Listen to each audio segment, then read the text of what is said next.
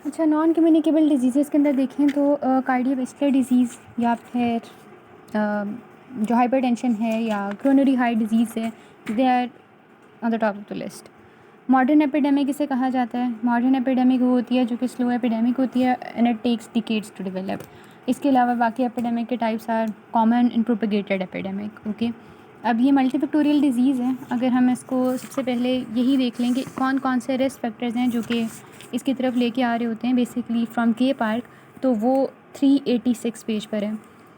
अब इसके अंदर नॉन मॉडिफाइबल रिस्क फैक्टर्स हैं जिसके अंदर एज और ये UQ है रिस्क फैक्टर्स, ठीक है।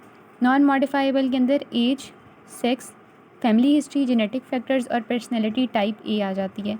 जबकि मॉडिफाइबल रिस्क फैक्टर्स के अंदर cigarette smoking, elevated blood pressure, serum cholesterol, diabetes mellitus, obesity, sedentary lifestyle और स्ट्रेस आ जाता है।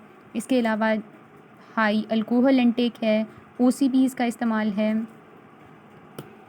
अब इसमें नॉन मॉडिफाइबल को देखें तो वो एज FGP है, अगर मतलब इनिशियल्स को देखें, ठीक है, और एज F और आगे GP। और मॉडिफाइबल को देखें तो उसके अंदर ABCDE सेकेंड एग्जेक्टिव हैं बन रहे, और O से ओबेसिटी है, और S से फिर सेडेंट्री स्ट्रेस, ये 2 बन जाते हैं।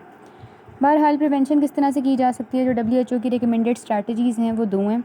एक है 3 है बेसिकली, लेकिन जो पहली 2 हैं वो प्राइमरी प्रिवेंशन के अंदर फॉल कर रही होती हैं, ठीक है। Population strategy and high risk strategy, और जो सेकेंडरी प्रिवेंशन है उसके वो अकेली है, ठीक है। अच्छा, अब जो है पॉपुलेशन स्ट्रेटजी फर्दर इसको क्लासीफाई किया जाता है कि हमने या तो होल पॉपुलेशन के अंदर हम प्रिवेंट कर रहे होते हैं या फिर हम प्रिवेंट कर रहे होते हैं स्पेसिफिकली होल पॉपुलेशन के अंदर before the development of risk factors, जिसे प्राइमोर्डियल प्रिवेंशन कहते हैं, ठीक है। अगर पॉपुलेशन स्ट्रेटजी की बात करें तो इसका प्रिंसिपल ये होता है कि small change in risk factor level अगर हम कर दें पूरी पॉपुलेशन के अंदर, तो उसकी वजह से बिगेस्ट रिडक्शन की जा सकती है मॉर्टेलिटी में, ठीक है। लेकिन इसमें क्या है कि लोगों को मोबिलाइज़ करना पड़ेगा, और क्योंकि क्रोनरी हार्ट डिज़ीज़ एक मैस डिज़ीज़ है, तो हमें होल पॉपुलेशन को इफ़ेक्ट अगर हम करते हैं पॉपुलेशन स्ट्रेटजी के ज़रिए, तो वो ग्रेटेस्ट पोटेंशियल रखता है कि डिज़ीज़ की जो एक्चुअल प्रेवलेंस है या उसका इंसिडेंस है तो उसको कम किया जा सकता है, ठीक है। तो बेसिकली पॉपुलेशन स्ट्रेटजी के बारे में कहा जा सकता है कि इसका ग्रेटेस्ट पोटेंशियल होता है, क्योंकि प्राइमोर्डियल इवन प्राइमरी प्रिवेंशन जो दोनों इसके अंदर आ रही हैं, हम होल पॉपुलेशन को इफेक्ट टारगेट कर रहे हैं। अब इसमें जो पॉपुलेशन स्ट्रेटजी की मेजर इंटरवेंशंस हैं उसमें dietary changes, smoking, blood pressure regulation and physical activity आ जाती है। जबकि अगर हम देखें प्राइमोर्डियल प्रिवेंशन, तो उसमें क्रोनरी हार्ट डिजीज़ के रिस्क फैक्टर्स को ही हम डेवलप नहीं होने देते, ठीक है, जो कि रिस्क फैक्टर्स हमने पढ़े ऊपर, modifiable and non modifiable. Okay, after that we have के हाई रिस्क स्ट्रेटजी, जिसके अंदर हम रिस्क आइडेंटिफाई करते हैं कि किन लोगों के अंदर ओबेसिटी है, मतलब वही वाले सारे रिस्क जो हमने पहले पढ़े हैं, ठीक है। फिर उसके बाद हम स्पेसिफिक एडवाइस उनको करते हैं उन लोगों को, ठीक है, हम उन्हें मोटिवेट करेंगे, सारा जो हमारी एफ़र्ट्स होंगी वो उन पर डायरेक्ट हो जाएंगी। लेकिन इसका डिसएडवांटेज ये होता है कि जो हाई रिस्क ग्रुप है वो बच जाएगा, लेकिन बाकी लोगों के लिए मसला होगा, ठीक है। सेकेंडरी प्रिवेंशन अगर हम देखें तो कंटिन्यूएशन ही होती है ये प्राइमरी प्रिवेंशन की। इसके अंदर हम रिकनेस और प्रोग्रेशन ऑफ द डिज़ीज़ को रोक रहे होते हैं, और स्मोकिंग को रोक रहे होते हैं, बाकी न्यूट्रिशन, प्रमोशन ऑफ एक्सरसाइज वगैरह करते हैं, ठीक है। रिस्क फैक्टर इंटरवेंशन ट्रायल्स अगर हम देखें तो फर्मिंगम स्टडी है, और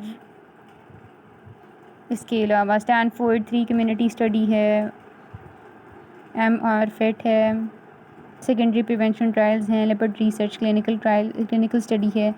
सो एनीवेज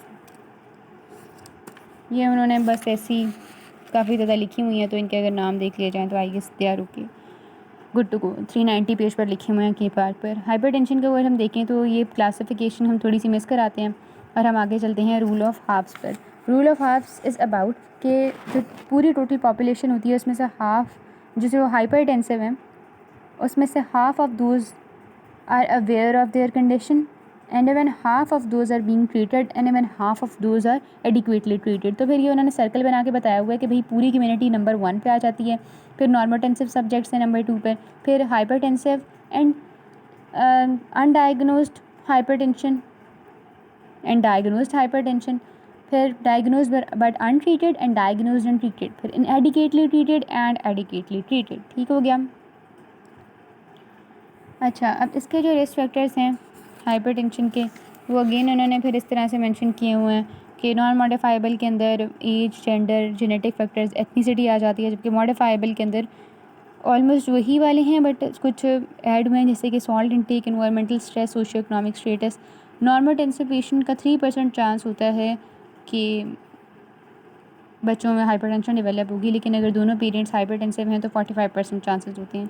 प्रिवेंशन उन्हीं 3 पॉइंट्स के ज़रिए से हम कर रहे होते हैं जिससे हम CST की कर रहे थे, ठीक है। इसके अंदर बस सेकेंडरी प्रिवेंशन के अंदर हम अर्ली डिटेक्शन ट्रीटमेंट का एम रखते हैं कि 140/90 से कम होगा और आइडियली 120/80 होना चाहिए, और पेशेंट कंप्लाइंस पर फोकस कर रहे होते हैं।